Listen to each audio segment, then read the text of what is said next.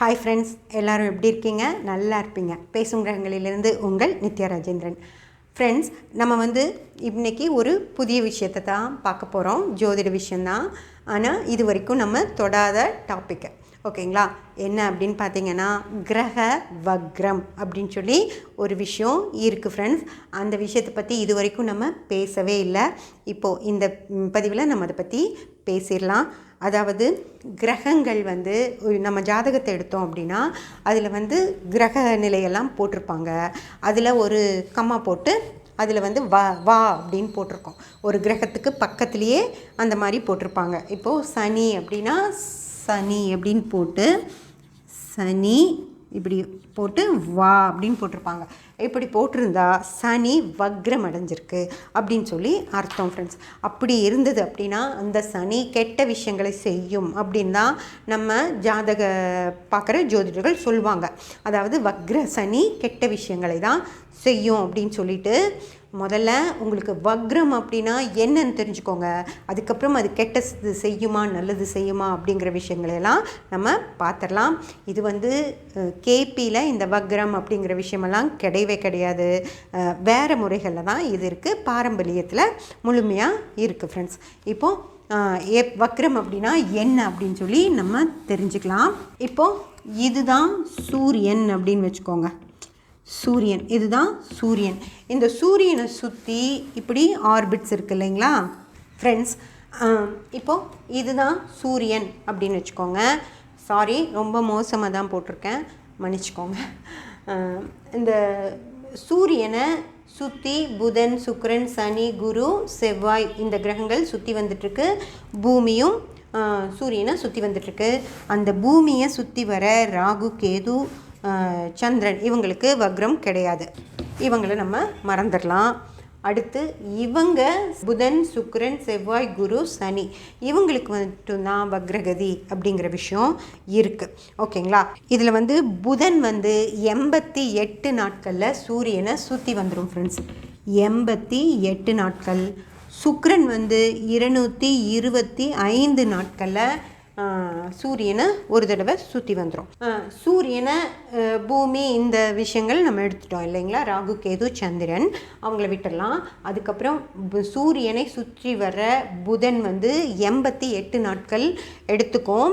இது நம்ம முதல்ல சொல்லியிருக்கோம் இல்லையா? சூரியனை சுற்றி புதன் வர்றதுக்கு இவ்வளோ டிகிரிக்குள்ளே புதன் இருக்குது, இவ்வளோ 29 நாட்கள் எடுத்துக்கும் அப்படின்னு சொல்லி. இதை நீங்கள் வருஷத்துக்கெல்லாம் கூட்டுறப்போ ஒரு தடவை புதன் சுற்றி வர்றதுக்கு 88 நாட்களும், சுக்கிரனை 225 நாட்களும் எடுத்துக்குது. அதே போல் செவ்வாய் 687 நாட்கள் எடுத்துக்குது. செவ்வாய் பூமியை ஒரு தடவை சுற்றி வர்றதுக்கு. அதே போல் குரு 4333 நாட்கள் எடுத்துக்குது பூமியை ஒரு தடவை சுற்றி வர்றதுக்கு. அதே போல் சனியை 10,756 நாட்கள் எடுத்துக்குது பூமியை ஒரு தடவை சுற்றி வர்றதுக்கு ஃப்ரெண்ட்ஸ். இதெல்லாமே சயின்ஸ் படி நமக்கு கொடுத்த இதுதான். ஓகேங்களா? இப்படி இருக்கும்போது இந்த இடத்துல புதன் இங்கே இருக்குது இல்லைங்களா? இந்த புதன் இப்படி சுற்றிட்டே போகப்போ இந்த 88 நாட்கள் அப்படிங்கிறா புதன் ஸ்பீடாக இதை விட சீக்கிரமாக ஒரு சுற்றி வந்துடும். இதை சுற்றி வர்றதுக்குள்ளே புதன் ஒரு 10 தடவை சூரியனை சுற்றி வந்துடும்.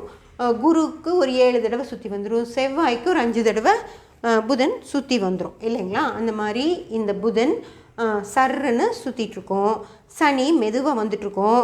சனி ஒரு தடவை சுற்றி வர்றதுக்குள்ளே இந்த எல்லா கிரகங்களுமே ஒரு தடவை சனியை கடந்து போயிடும் இல்லைங்களா? இது 10 தடவை கடந்து போயிடும், இது ஒரு 7 தடவை கடந்து போயிடும், இது 4 தடவை கடந்து போயிடும், குரு 2 தடவை கடந்து போயிடும் இல்லைங்களா? அந்த மாதிரி முன்னாடி அது சுற்றி போய்கிட்டு இருக்கோம்.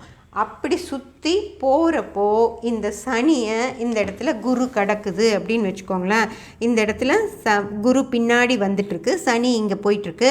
அப்போ இந்த இடத்துல குரு இந்த கிராஸ் ஆகி இங்கே போகிறப்போ உங்களுக்கு எப்படி இருக்கும்? இந்த சனிக்கு தான் பின்னாடி போகிற மாதிரியும், தனக்கு ஒரு வாகனம் நம்மளை கடந்து போகுது அப்படின்னா, நம்ம இப்படி போயிட்டுருக்கோம், வாகனம் சர்ருன்னு போச்சுன்னா நமக்கு எப்படி இருக்குன்னா, நம்ம கொஞ்சம் பின்னாடி போகிற மாதிரி இருக்கும் ஃப்ரெண்ட்ஸ். அந்த வண்டி ஸ்பீடாக போகும். இது ட்ரெயினில் பார்த்திங்கன்னா உங்களுக்கு சூப்பராக தெரியும். நமக்கு பக்கமாக இன்னொரு தண்டவாளத்தில் ஒரு ட்ரெயின் போயிட்டுருக்கு இல்லைங்களா, அந்த ட்ரெயின் போகும்போது நம்ம வந்து பின்னாடி போகிற மாதிரி இருக்கும். அது சர்ருன்னு போகிறனால நமக்கு பின்னாடி போகிற மாதிரி, இதுவும் அதே ஸ்பீடில் இந்த ட்ரெயினும் போயிட்டுருக்கு அப்படின்னா, அது வந்து அதோட வேகத்துக்கு நம்ம பின்னாடி போகிற மாதிரி தெரியும் ஃப்ரெண்ட்ஸ். அதனால் இப்போ இந்த சனிக்கு, ஏன்னா எல்லா இடத்துலையும் சனி வக்ரம்னு தான் நிறையா ஜாதகங்களில் இருக்கும். ஏன் சனி வக்ரம் ஆகுது அப்படின்னா, குரு இப்படி கடந்து போகிறப்போ சனிக்கு பின்னாடி போகிற மாதிரி இருக்கும். இந்த செவ்வாய் வந்துட்டு இந்த இடத்துல கிடக்குது அப்படின்னு வச்சுக்கோங்க. இதுதானே செவ்வாயுடைய பார்த்து, அதில் செவ்வாய் கிடந்து, ஏன்னா 2.5 வருஷம் சனி நின்ன இடத்துலையே நின்றுட்டுருக்கோம். சனி வந்து 1 மாதம் ஆகும் ஒரு டிகிரியை கிடக்கிறதுக்கு. மெதுவாக தான் சனி நகரும். ஆனால் செவ்வாயெல்லாம் ஸ்பீடாக போகும், குருவும் ஸ்பீடாக போகும். அப்போது உங்களுக்கு இந்த இடத்துல இந்த கிரகங்கள் இதை கடக்கும்போது இது பின்னாடி போன மாதிரி இருக்கும். அதை தான் அவங்க வக்ரம் அப்படின்னு சொல்லி குறிப்பிடுறாங்க ஃப்ரெண்ட்ஸ். அது மாதிரி எல்லா கிரகங்களுமே இதெல்லாம் பெருசாக வக்ரம் அடையாது. ஏன்னா குருவும் சனியும் தான் நிறைய இடங்களில் இந்த கிரகங்கள் கடந்து போகும். அப்படி கடந்து போகும்போது குருவும் சனியும் தான் நிறைய ஜாதகங்களில் வக்ரம் அடைஞ்சதாக போட்டிருப்பாங்களோ தவிர, அது எந்த கிரகத்தால் வக்ரம் அடைஞ்சது அப்படின்னெல்லாம் போட்டே இருக்க மாட்டாங்க. ஏன்னா அதையெல்லாம் இவங்க கணிக்கல. ஜஸ்ட்டு இந்த வக்ர காலத்தில் இருக்குது அப்படின்னு சொல்லி சொல்கிறாங்க. அது வக்ரமடைய எந்த கிரகம் அதை கடந்து போச்சு அப்படிங்கிறதெல்லாம் சொல்லணும் இல்லைங்களா. அதுக்கான எந்த இதுவும் கிடையாது. அப்படியெல்லாம் இன்னும் கணிக்கவே தொடங்கலை. எப்படியோ அது ஏதோ ஒரு கிரகத்தால் அது வக்ரம் அப்படின்னு சொல்லி சொல்கிறாங்க. சரி, நம்மளாவது வக்ரத்துக்கு இப்படி ஒன்று சொல்கிறோம், அந்த ஜோதிடர்கள் வக்ரத்துக்கு என்ன சொல்லுவாங்க அப்படின்னே தெரியாது. உங்களுக்கு வந்து சனி வக்ரம் அடைஞ்சங்காட்டிக்கு உங்களுக்கு இன்னும் வேலை கிடைக்கலைங்க, உங்கள் சனி வக்ர நிவர்த்தி ஆகணும் அப்படின்லாம் சொல்லுவாங்க. நீங்களும் அதை கேட்டுட்டு வக்ரம்னா என்னன்னு கூட கேட்க மாட்டீங்க, பேசாமல் வந்துடுவீங்க. அதனால் வக்ரம் அப்படிங்கிற விஷயம் இப்படி தான் எனக்கு எங்கள் குருநாதர் சொல்லி கொடுத்தார். ஒரு வந்து ஸ்பீடாக நமக்கு முன்னாடி நம்ம பக்கத்தில் ஒரு வண்டி போகிறப்போ நம்ம வந்து பின்னாடி போகிற மாதிரி இருக்கும். அதுதான் வக்ரம் அடையுது. அதுக்கப்புறம் திரும்பவும் அந்த வண்டி போனதுக்கப்புறம் நம்ம திரும்பியும் ஸ்ட்ரெயிட்டாக போகிற மாதிரி ஆகும் இல்லைங்களா, நம்ம ஸ்பீடாக போகிற மாதிரி, அது வக்ர நிவர்த்தி அப்படி ஆகுது அப்படின்னு எனக்கு என் குருநாதர் சொல்லி கொடுத்தாரு. அதை தான் நானும் உங்களுக்கு சொல்கிறேன். ஆனால் இந்த வக்ரம் அப்படிங்கிற விஷயமெல்லாம் எனக்கு, அதாவது வக்ரம் அடைஞ்சிருச்சு அப்படின்னா அந்த சனி ஒரு இது போயிட்டே இருக்கட்டும், ஒரு கிரகம் வந்து போயிட்டே இருக்கட்டும், அந்த கிரகம் போயிட்டே தான் இருக்க போகுது. இந்த சனி இப்படி போயிட்டே தான் இருக்க போகுது. இதில் வந்து எந்த இடத்துல ஏன் வந்து அதை வக்ரம்னோ, வக்ர நிவர்த்தின்னு வேறு ஒன்று, எப்படி நிவர்த்தி ஆகுது?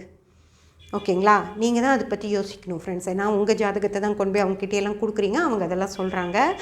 வக்ரம் ஆகிறதே அப்படி ஒன்று இல்லை, இதில் வக்ர நிவர்த்தி அப்படின்னு சொல்லி ஒன்று இருக்குது. அதுக்கான பரிகாரங்கள் வேறு இருக்குது. சனி வக்ரம் ஆகிடுச்சு உங்கள் ஜாதகத்தில், அதனால் நீங்கள் போய் ஒரு பரிகாரம் பண்ணிட்டு வந்தால் தான் அது வக்ர நிவர்த்தி ஆகும் அப்படின்னு சொல்லி சொல்கிறாங்க. இது நியாயமாக வக்ரம்னே ஒன்று கிடையாது, இது வக்ரமே கிடையாது. அது பாட்டுக்கு அந்த கிரகம் இப்போது இந்த குருக்கும் சனிக்கும் பல்லாயிரக்கணக்கான மைல்கள் வித்தியாசத்தில் இருக்குது. இது எங்கேயோ இருக்குது. அப்படியெல்லாம் பக்கத்தில் போய் இது ஸ்பீடாக போனால் அந்த காற்று அது கடிக்கும், அதனால் அது கெட்டு போச்சு, அப்படியெல்லாம் கூட ஒன்றுமே கிடையாது. இது எங்கேயோ போயிட்டுருக்கு, அந்த மாதிரி பல ஆயிரக்கணக்கான மைல் வித்தியாசங்களில் அந்த கிரகங்கள்லாம் இருக்குது. இதெல்லாம் வந்து நீங்கள் என்ன பொய்ன்னு சொல்கிறீங்களா, நம்ம மூதாதையர்கள் சொன்னதெல்லாம் தப்புன்னு சொல்கிறீங்களா அப்படின்னு கேட்டிங்கன்னா அப்படியெல்லாம் கிடையாது. அவங்களுக்கு ஒரு விஷயம் தெரிஞ்சது, அவங்க அதை எழுதி வச்சுட்டு சொல்லிட்டு போனாங்க. ஓகேங்களா, அதுக்கப்புறம் அவங்க எதுக்காக சொன்னாங்க அப்படிங்கிற டீட்டெயில்ஸ் எல்லாம் எதுவுமே நம்மக்கிட்ட இல்லை. ஆனால் நான் எந்த டீட்டெயிலும் இல்லை, நான் அதையே தான் ஃபாலோ பண்ணுவேன் அப்படின்னு சொல்கிறது தான் நான் தப்புன்னு சொல்கிறேன். அவங்க ஒரு விஷயத்தை பார்த்தாங்க, அதை அவங்க நமக்கு சொல்லிட்டு போனாங்க. அந்த காலத்தில் இப்போ நம்ம எல்லா விஷயங்கள்லேயும் மாறிட்டு வரோம் இல்லைங்களா. இப்போ பழைய மருத்துவ குறிப்புகளை வச்சுட்டு ஒரு பாட்டிக்கு தெரியும், அதாவது பிரசவம்லாம் அந்த காலத்தில் அந்த வயசானவங்க பார்த்தாங்க, மருத்துவச்சிகள் பார்த்தாங்க. இன்றைக்கி நீங்கள் போவீங்களா அவங்கக்கிட்ட பிரசவம் பார்த்துக்கிறக்கு? போக மாட்டீங்க. ஏன்னா இப்போது அந்த முறை வந்து மாறி நிறையா துல்லியமான விஷயங்கள்லாம் வந்துருச்சு. இன்றைக்கி வந்து ப்ரெக்னன்சி டைமே சொல்லி நீங்கள் இந்த நேரத்துக்கு வந்தால் போதும் அப்படின்னு சொல்லி நீட்டாக அழகாக குழந்தைய எடுத்து கையில் கொடுத்துட்டு ஒரே நாளில் வீட்டுக்கு அனுப்பிச்சிட்றாங்க. அந்த மாதிரியான அவ்வளவு அற்புதமான சிகிச்சை முறைகள்லாம் வந்துருச்சு இல்லைங்களா? இன்னும் வந்து நம்ம பழைய முறையை பிடிச்சிட்டு நாங்கள் மருத்துவச்சிக்கிட்ட போய் தான் குழந்தை பெற்றுட்டு வருவோம் அப்படின்னு சொல்லி யாரும் நிற்கிறதில்ல. ஆனால் ஏன் இதில் மட்டும் மாற மாட்டேங்கிறீங்க? ஏன் அப்படின்னா மருத்துவர்கள் படித்து வந்து அவங்க மருத்துவம் பார்க்குறாங்க அப்படிங்கிறது உங்களுக்கு புரிஞ்சிருச்சு. ஜோதிடர்களும் அதே மாதிரி படித்து வந்துட்டு இன்றைக்கி இந்த மாதிரி கேள்விகள்லாம் கேட்குறாங்க அப்படிங்கிறதே நீங்கள் புரிஞ்சுக்காம இன்னும் ஜோதிடம்னா உருட்டு அதே தாங்க சொல்லிகிட்டு இருக்கீங்க. உருட்டாதீங்க உருட்டாதீங்க உருட்டாதீங்க. நான் என்ன உருட்டுறோம்? நாங்கள் ஒன்று சொல்கிறோம், உங்களுக்கு கேளுங்க. அது உங்களுக்கு புரிஞ்சுதுன்னா சரி, அதை பற்றின சம்மந்தமாக நம்ம தெரிஞ்சுக்கலான்னு தெரிஞ்சுக்கோங்க. இல்லை நாங்கள் சொல்கிறது உங்களுக்கு பிடிக்கலைன்னா சரி, அவங்க சொல்கிறதாவது என்னன்னு கேட்கலாம். ஏதோ ஒன்று சொல்கிறாங்கல்ல, அவங்க எல்லார் மாதிரியும் சொல்லலை அப்படிங்கிறதையாவது புரிஞ்சுக்கணும்ல. அப்படியெல்லாம் எதுவுமே புரிஞ்சுக்காம உருட்டுறாங்க அப்படின்னா எல்லா ஜோதிடர்களும் அப்படி இல்லைங்க. நிறைய பேர் படிச்சுட்டு இன்றைக்கி கேள்விகள் கேட்க ஆரம்பிச்சிட்டாங்க. ஏன் அப்படி, எதுக்கு அப்படி சொல்கிறீங்க, அதெல்லாம் என்ன அப்படின்னு கேள்விகள் கேட்க ஆரம்பிச்சிட்டோம். இனி இந்த விஷயமும் ஒரு நல்ல துறையாக மாறும். அதனால் தயவு செஞ்சு எங்களை வந்து கிண்டல் பண்ணுங்கள், அதை பற்றியெல்லாம் ஒன்றும் பிரச்சனை இல்லை. ஆனால் புரிஞ்சுக்க ஆரம்பிங்க தயவு செஞ்சு. யாருக்காக இதெல்லாம் பார்த்து சொல்லிகிட்ருக்கோம்? மக்களுக்காக தான். மக்களை வந்து இன்னும் சரியான அமைப்பில், அதாவது ஃப்ரெண்ட்ஸ், நீங்கள் நினைக்கிற மாதிரி ஜோதிடம் அப்படிங்கிறது ஒரு விஷயமும் இல்லை அப்படின்னுலாம் நினைக்காதீங்க. இந்த கிரகங்கள் தான் நம்மளை வழி நடத்திட்டுருக்கு. ஓகேங்களா? அந்த கிரகங்கள் சொல்கிறபடி அது சொல்கிறத தெரிஞ்சுக்கிட்டு அது வழியாக போனோம் அப்படின்னா நம்ம வாழ்க்கை இன்னும் நல்லா இருக்கும் அப்படின்றது தான் இந்த புதிய ஜோதிட முறை. துல்லியமான ஒரு நல்லா படிச்சுட்டு செய்கிற ஒரு விஷயங்கள். அதனால் அதை வந்து தயவு செஞ்சு கொஞ்சம் புரிஞ்சிக்க ட்ரை பண்ணுங்கள். இது எனக்கு சொல்லணும்னு தோணுச்சு, நான் சொல்கிறேன். உங்களுக்கு இஷ்டம்னா கேட்டுக்கோங்க. ஓகேங்களா? இப்போது வக்ரம் அப்படிங்கிற விஷயம் ஒன்றுமே கிடையாது. அதில் வக்ர நிவர்த்திங்கிறதும் கிடையாது. அந்த வக்ர நிவர்த்திக்கு போய் பரிகாரம் அப்படின்னு சொல்லி பண்ணுறதும் ஒன்றுமே கிடையாது. இனிமேல் யாராவது ஜோதிடர்கள் வக்ரத்தை பற்றி பேசுகிறாங்க அப்படின்னா ஜாதகத்தை வாங்கிட்டு கிளம்பி வந்துருங்க, அவ்வளவுதான். ஏன்னா அவங்க வந்து அந்த விஷயங்களெல்லாம் இன்னும் தெரிஞ்சுக்காமல் இருக்காங்கன்னா அவங்க அப்கிரேட் ஆகாமல் இருக்காங்க அப்படின்னு சொல்லி அர்த்தம். அதனால் ஜாதகத்தை வாங்கிட்டு வந்துருங்க. ஓகேங்களா? சப்ஸ்கிரைப் பண்ணி பெல் பட்டன் ப்ரெஸ் பண்ணி வச்சுக்கோங்க. அப்போ தான் நான் போடுற எல்லா பதிவுகளும் உங்களுக்கு கிடைக்கும். லைக் பண்ணி ஷேர் பண்ணி கமெண்ட் பண்ணிங்கன்னா எனக்கு சப்போர்ட்டிவாக இருக்கும். Thank you friends.